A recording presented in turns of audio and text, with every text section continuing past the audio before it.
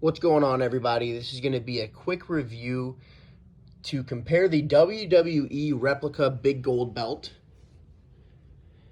It's got my custom Randy Orton nameplate here. This is the 2mm version. It's actually from, I believe, 2011. Let's double check real quick. Yes, 2011. So you'll notice that this plate is going to be a little bit more yellow than the plates that they make today, versus more of on the gold side of things. And you know, the leather here is actually a little bit more floppy than what it normally comes with, because I did a couple treatments to it, but still just the regular strap they send, and still not as good as, you know, re-leathering your belt. If that's something that you would think about doing, I highly recommend it. I just ordered a couple of send-out straps from Paul Martin. Shout out to him. I've seen a lot of his work and super excited to get those, so I'll do another review once those come in. But this is really to compare WWE's version of this Big Gold replica belt, which I love. This is one of my favorite belts, to the newest purchase that I just got. I was very, very hesitant about buying this, but then I ended up just doing it because of all the reviews I saw. I usually just don't like the idea of getting something that's not made by WWE. That's why I was hesitant, but when I got it, I was very, very happy. And here it is, side-by-side comparison. This is going to be the Fandu version of the Big Gold belt. Now, this is one of the newer models. I literally came in today. It's June 24th, 2020. And right away, you could see the difference in the color. It's a lot more gold, first of all. But just the thickness of these plates. Look at this. I curved this myself. See the plate, 2mm. Check this one out. 8mm thick. The detail on this belt is incredible. You just look at the detail here. I've got the Rock nameplate on it. Even the nameplate, just look how more detailed that is compared to this one. And then you can see like the designed imprint. It's almost like completely flat, whereas this one is just completely 3D, and it just looks incredible.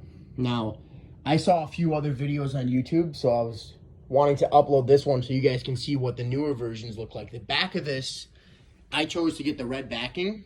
Before, it was just a red strap. Now they actually have the Croc imprint.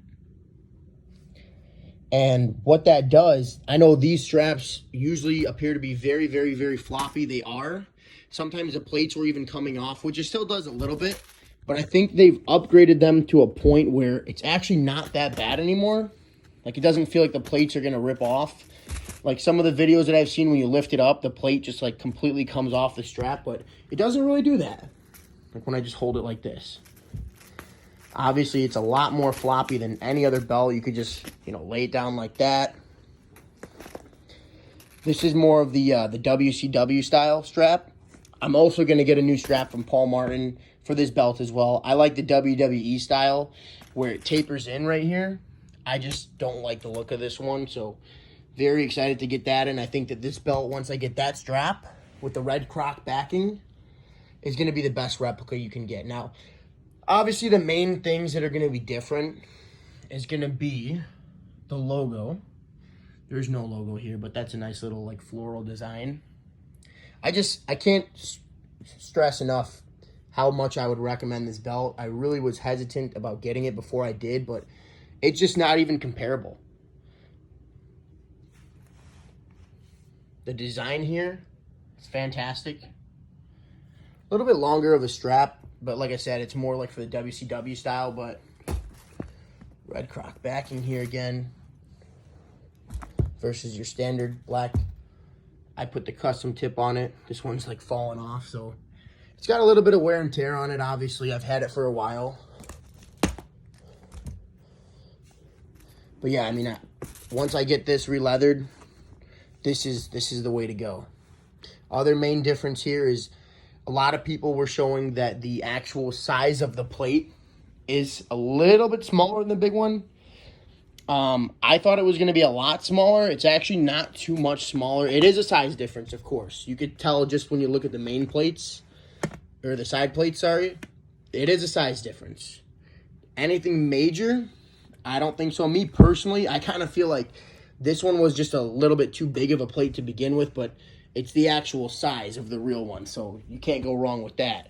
Just to give you an idea of the size, I've got one of my other belts here. This one also, I'm getting a re-leathered strap for from Paul Martin as well. WWE spinner belt, one of my favorite belts as well.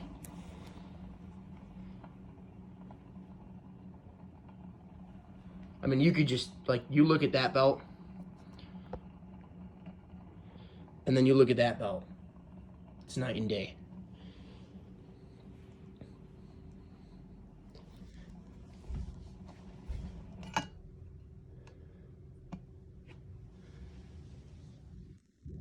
I did also notice the main plate is not an actual curve.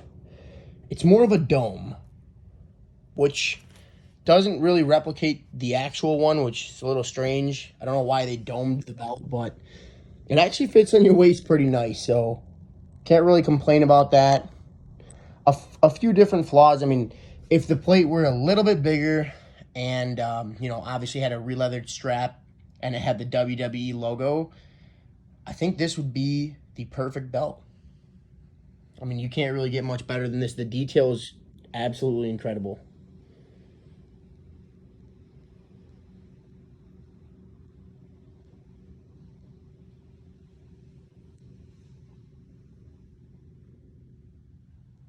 Like I said, I mean, I know that other versions online, the red croc backing was just a standard red strap. They now actually added the imprint of the croc, which I think is very cool. That's probably something they just started doing. So if you got one a while ago, I did not change this strap. This is directly from them. I do have a new strap that's coming in the mail. Can't wait to get that. Paul Martin belts, once again, quick shout out. He's great, very good with communication, and his work is fantastic. So I can't wait to show that off once I get it. But yeah, this was just a quick review. I'm going to go more into detail once I do get the re-leathered straps.